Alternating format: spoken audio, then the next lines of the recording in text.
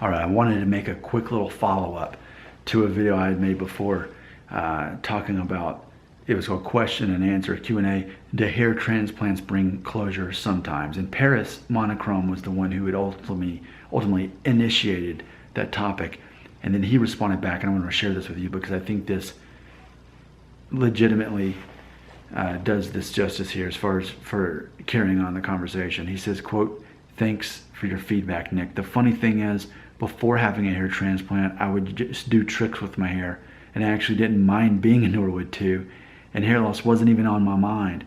It was a moment where I saw a friend results of a hair transplant that got me thinking about my own hair. Funny thing is, once you have a hair transplant, you actually become obsessed looking in the mirror for growth and loss of natural native hair. I think I may have been psychologically better off before a hair transplant. My scarring is not too bad. I didn't have a lot taken out, and it was FUE. Great feedback all the same, Nick," end quote. So there's our friend Paris.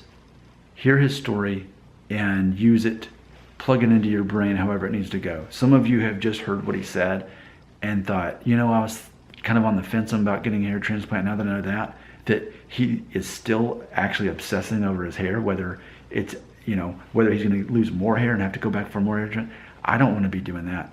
Or maybe you hear a story like, okay, well, people are getting hair transplant and they're happy and it works, so why not? See, that's what I want you to do with all my information that I ever say on this channel. You know, you're going to hear my opinions and my theories on it, but ultimately you take it, you process it, and you do what's right for you, what makes you confident and feel good about who you are. But I am grateful for this comment here, and I'd never thought about that. How if you get a hair transplant, I mean, think about this. So let's say you're starting to lose this right up here, you're receding. So then you get hair, you put it up here, but then 10 years from now, as the middle starts going out, well, then that's going to be noticing, and that's not going to be natural looking so much, because it's not part of the official male pattern baldness. So now you got to get more hair put here, and it's going to be an ongoing process. And I mean, I've talked to a guy who is in his mid-50s, and he's had several, and that's what it takes. By the time you're in your mid-50s, to keep it going, you gotta keep the transplants going. So anyway, just wanted to share that comment with you. Keep in mind, when I was in my early 20s, I thought, man, I'm gonna get a hair transplant when the time comes. That's just what I'm gonna do. I was convinced of that, like for probably a solid year. You know, the way it worked out though, I ended up not going past that Norwood 2 at that time in my early 20s. I didn't go past Norwood 2 until 30, which even now most of you say this is only 2.5. So I can understand why people get hair transplants. I can definitely understand why they don't get them.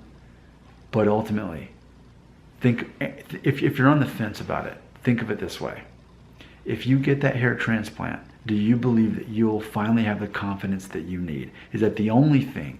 Is that the only thing, your hair, is that the only thing keeping you from having the confidence you need as a man in your identity? Is that the only real thing? If you just had that, would you be confident? If the answer is yes, maybe you should get the hair transplant. But if you'd say, well, no, I'd still kind of like not be so sure of myself, I'd still be insecure, and I'd still, well, then the hair transplant's not going to save you. And I think that ultimately determines who ends up happy with their hair transplant and who doesn't. So thanks for watching my videos. If you feel that this is relevant to your life and you subscribe, you know me. I'm going to keep throwing more at you. This is a never-ending conversation. Even if we found a cure for hair loss, I'd still have this channel and we'd still be talking about all this, because let's face it, this is fascinating. If it wasn't, subscribership wouldn't grow.